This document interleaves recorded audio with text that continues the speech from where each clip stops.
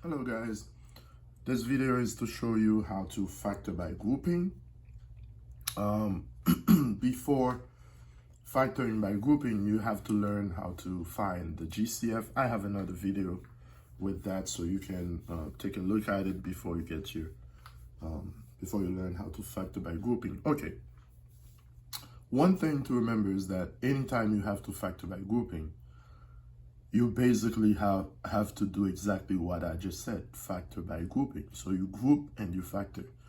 But before you factor anything, anytime you have a factorization problem, what you have to do, you always need to check to see if you can factor out a GCF. You should always look for that, which I actually explained in another video.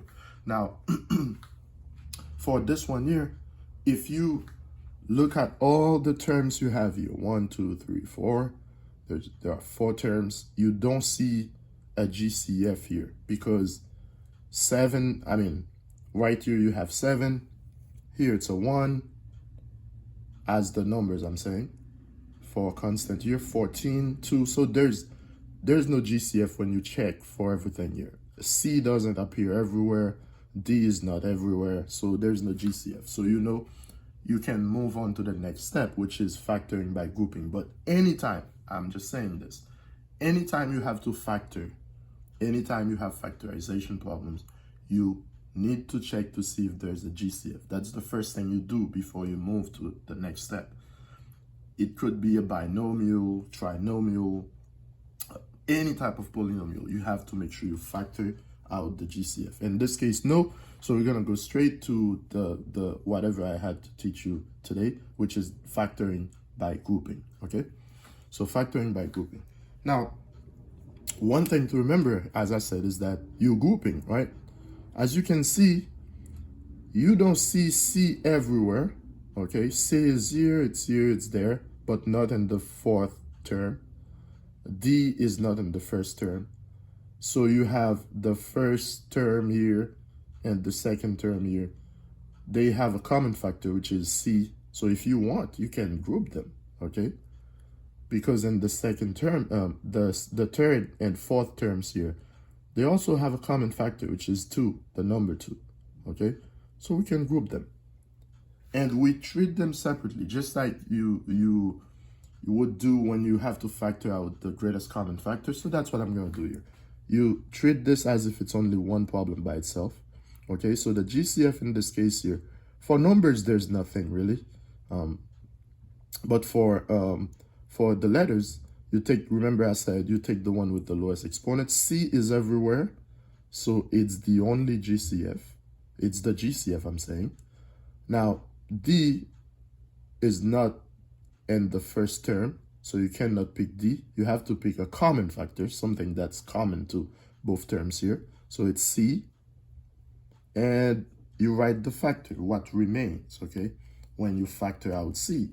So if you factor out C from the 1st term, you'll have 7, obviously, and C, because 7C times C would be 7C squared.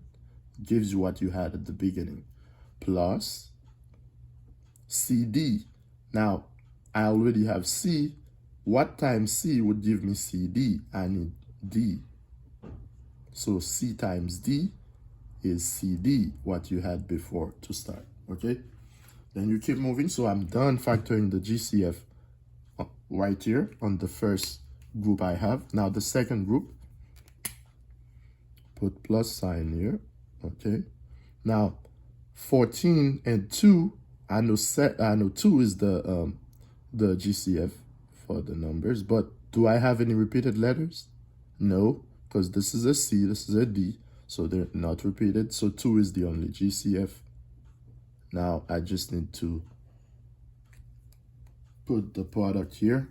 So I have 2 outside, so it must be 7C, because 2 times 7C will give me 14C, okay?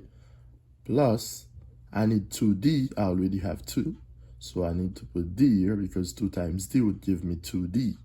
Okay, so done factoring the 2nd group, the GCF out of the 2nd group, okay? Now, all you gotta do, and I put these in red so you guys could see, what you could realize here is that 7C plus D, 7C plus D is the same thing.